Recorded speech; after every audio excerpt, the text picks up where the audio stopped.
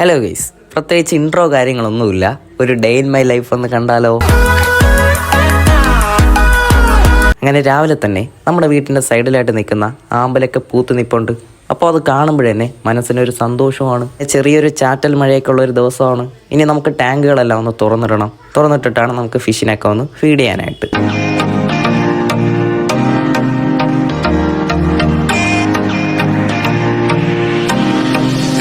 നമ്മൾ insect pro എന്ന് പറയുന്ന ഒരു ഫീഡാണ് നമ്മൾ ഫിഷിനിപ്പം എല്ലാത്തിനും കൊടുക്കുന്നത്. ഇത് പിന്നെ ഒരു പുതിയൊരു ഫീഡാണ്. ഇത് അത്യാവശ്യം ഫിഷിന് കൊടുക്കുമ്പോഴേക്കും ഫിഷ് നല്ല രീതിക്ക് കഴിക്കുന്നുണ്ട്. ഇനി ഫിഷിന് എല്ലാത്തിനും ഫീഡ് ചെയ്യാണ്.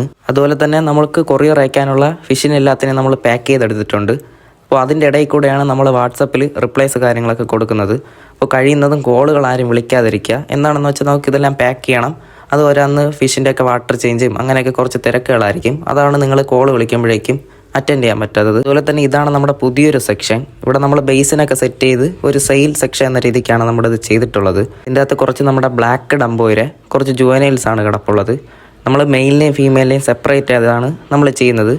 ഒരു ബേസിൻ്റെ അകത്ത് മെയിലും ഒരു ബേസിൻ്റെ അകത്ത് ഫീമെയിൽ എന്ന രീതിക്കാണ് ചെയ്യുന്നത്. പിന്നെ അതിൻ്റെ അകത്ത് നമ്മുടെ ബദാമിൻ്റെ ഇലയും കൂടെ ഇട്ടിട്ടുണ്ട്. അത് ഞാൻ കഴിഞ്ഞ വീഡിയോയിൽ പറഞ്ഞായിരുന്നു. അപ്പോൾ അത് കാണാത്തവരുണ്ടെങ്കിൽ അതിൻ്റെ ലിങ്ക് കാര്യങ്ങളൊക്കെ ഡിസ്ക്രിപ്ഷനിൽ കൊടുത്തേക്കാം. അതുപോലെ രാവിലെ തന്നെ ഒരു ഹാപ്പി ന്യൂസ് ഉണ്ട്.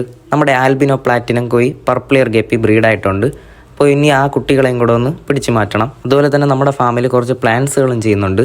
പ്ലാന്റ്സ് പോരാന് ക്രേ ഫിഷ്, ഷ്രിമ്പ് അതുപോലെയുള്ള ഒട്ടുമിക്ക എല്ലാ വെറൈറ്റി ഫിഷസും നമ്മുടെ ഫാമിൽ ചെയ്യുന്നുണ്ട്.